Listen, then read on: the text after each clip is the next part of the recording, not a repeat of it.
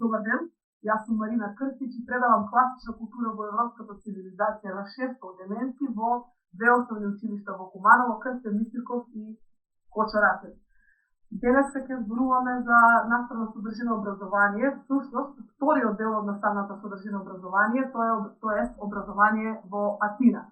Минатиот час зборувавме за образование во Спарта, денеска го продолжуваме. Така да целите на часот биле на почетокот да се запознаеме со начинот на образование и воспитание во Атина, да направиме споредба помеѓу она образование за кое што учевме во Спарта и ова што ќе учиме сега во Атина, да ги осознаеме поимите кои настанале во антиката, кои што се користат до ден денеска, и откако ќе ги запознаеме тие поими, да направиме разлика помеѓу значењето на истите поими во минатото и значењето денеска.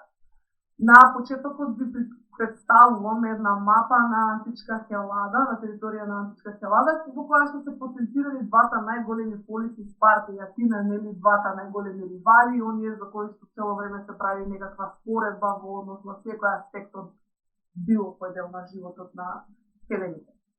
Почнуваме со образование во Атина. Јас не знам колку се сеќавате на образованието на Спарта, ама споменав тогаш дека во Спарта државата одлучувала за образованието на децата, да на родителите ништо не се прашувале по тоа прашање. Во Атина имаме сосема друга слика.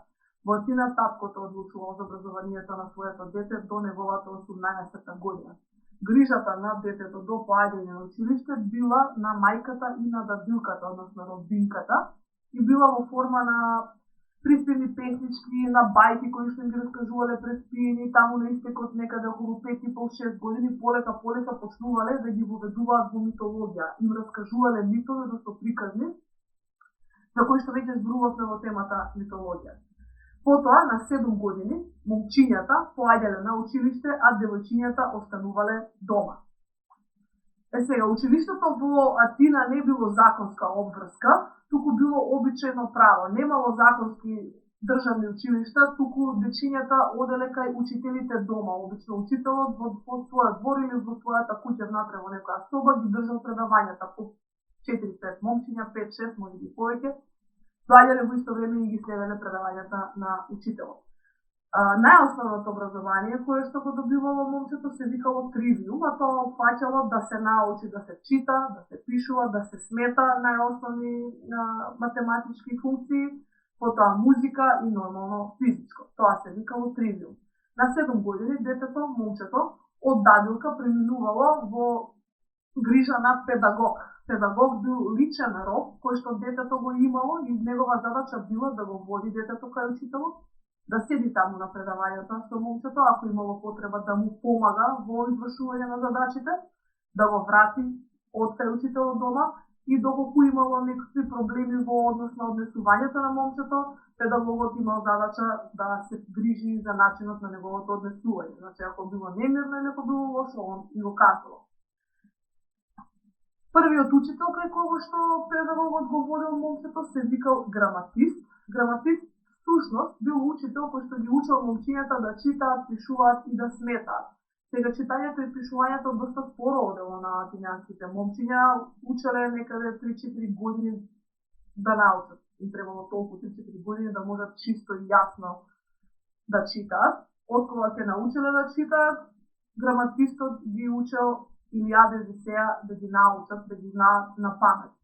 Сите во Атина момчиња кои што оделе, кои што посетувале граматист, морале да ги научат Илијада и Одисеја на памет. Всушност не само во Атина, туку во цела Хелада, најдоблесно образование, односно образование на еден хелен, се сметало дека е тоа ако го научи од книгите на Хомер, односно од делата на Хомер и Илијада и Одисеја, таму дека може да дознае и да научи се во врска со животот што ќе му биде потребно за херојството, за доблеста, за љубовта, за војната, за љубомората, за предавството и така натака. Значи, сите работи кои што може еден хелен да ги научи, се наоѓале во книгите на Хомер и биле на некој начин како библии на хелените. Така да они морале да ги знаат на памет. Сега интересен податок е што додека учеле да читаат и пишуваат, сите читале гласно во Атина, никој не знаел да чита во себе. Читањето во себе го сметаме за исклучителна дарба, односно исклучителен талент, кој што има некакви записи дека Аристотел бил таков човек кој што можел да чита, а да не отвара уста. Одиме понатака. По учителот граматист, педагогот ги водел во момчињата кај китарист. Тоа бил учител по музичко, кој што ги учел момчињата како да пеат и да свират на некој инструмент. Музиката била доста голем и битен дел од образованието на сите селени, не само на атињаните, да сите учеле и знаеле да свират на некој инструмент и биле многу музикални. Еве ни тука извадок, детај од црвена фигурална вазна, од десно кон лево имаме приказ на педагог кој што го донел момчето да учи кај китаристот, кај граматистот на почетокот на чити пишува, па подоцна имаме друг учител што се вика неби китарист, кај што момчето учи како да свири, да музицира на некој инструмент. Од 12-та година па натака, момчињата оделе кај учител што се викал педотрип. Учителот педотрип бил учител по физичко, односно телесно образование. Првично ги носел, односно на почетокот ги водел во палестра, тоа било простор во кој што ги учел како да се борат, отворен коцкав простор. Од десната страна имаме реконструкција на палестра како изгледала, многу ме потсетува на дожо, кај што они учеле борење, а од левата страна имаме илустрација на педотрип кај што ги учи момчињата како да се борат. После палестра, учителот ги водел на стадион. Ги водел момчињата на стадион, понекогаш стадионот бил во рамките на палестра тука близко, ама доста често бил и на другата страна од градот, па тогаш си поодувале. Таму во стадионот ги учел правилно да трчаат, ги учел како се фрла копје, како се фрла диск, ги учел да скокаат во далечина и заедно со предходните два спорта, односно борење и трчање, сите тие давале една дисциплина која што се викала пентатлон или петобој, истата дисциплина која што била применувана после на олимписки игри. Значи педотрибот ги спремал момчињата во дисциплината петобој. На сликите имаме приказ од антички стадиони како всушност изгледале. Да видите. Еве ни исто така илустрација што всушност се случувало на тие стадиони, како тоа изгледало, трчале, бежбале, фрлање на копје, фрлање на диск и така натака. Инаку самото име стадион потекнало од единица мерка за должина во Атина, која што во тоа време се користела, мерката се викала стади. Па кога трчале повеќе стадиуми, целото здание го добило името стадион, кој што ние денеска не го користиме. По 18-та година, веќе тоа палестрата и стадионот биле нешто што момчињата го практикувале до 18 години. По 18-та година, кој сакал продолжувал, нели, ако сакале само интензивно, веќе таткото тука не одлучувал, момчињата ја заменувале палестрата со гимназиум. Всушност, палестрата секогаш била како помал дел од едно поголемо здание што се викало гимназиум. Гимназиум исто така бил отворен простор, каде момчињата продолжувале да вежбаат физички вежби, нормално и тука имале и гимнастички вежби. Од страна имало многу портици, односно тремови, и обавезно имало тука бањи, простори, пресобликувални, така голем комплекс бил гимназиум. Еве ни тука на слика долу лево како изгледал гимназиум, горе десно што се случувало во гимназиум. Гимназиумите доста често, значи на почетокот, први момчињата ќе се намачкале со масло и со песок и ќе излезеле да вежбаат на отворениот простор, и долу климата била доста жешка. Песокта служела како одбрамбен слој да ги заштити од сонце. По завршување, по истекот на тие вежби кои што они ги вежбале на отворениот простор, ќе се повлечеле по простории и ќе ја тргале нечистотијата, односно слојот од песок со една алатка што се викала стригл од себе, ќе влезеле во бањата, ќе се искапеле и не си оделе после тоа, туку се враќале под тремовите, под портиците и тука доста често се дискутирале многу интересни теми. Тука почнал зароди всушност на теориско-филозофски некои предавања, се зборувало за филозофија, за физика, за било кој дел од тоа што ги интересирало.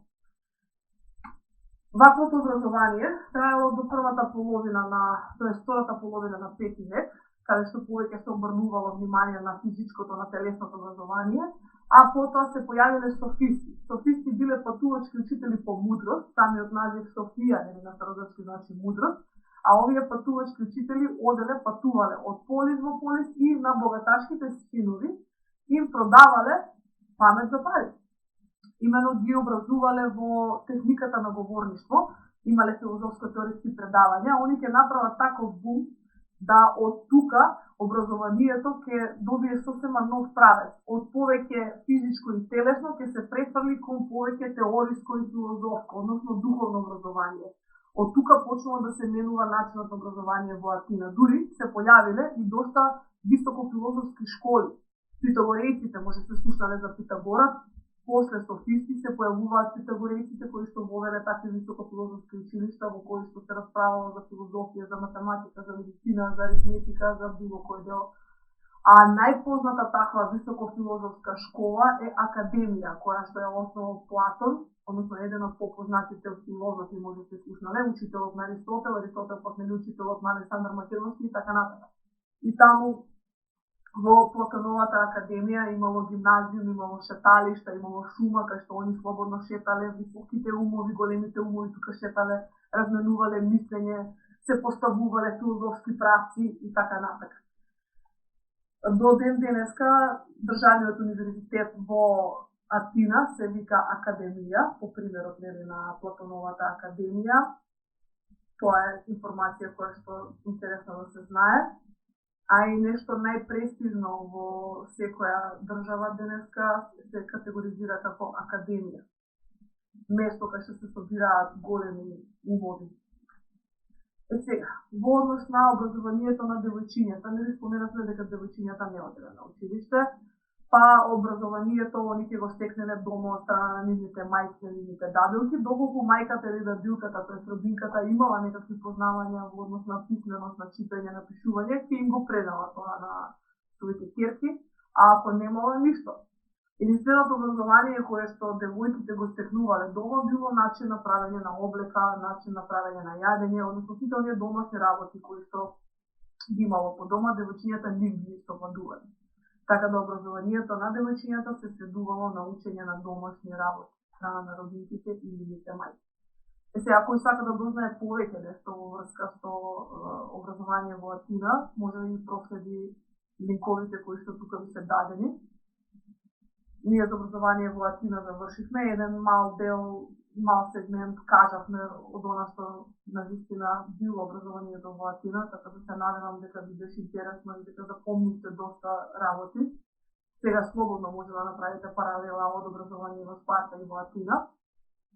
И тука некаде би се одјавиле, ќе ви кажам до гледање и се гледаме следниот час во кој што ќе зборуваме за образование во Атина.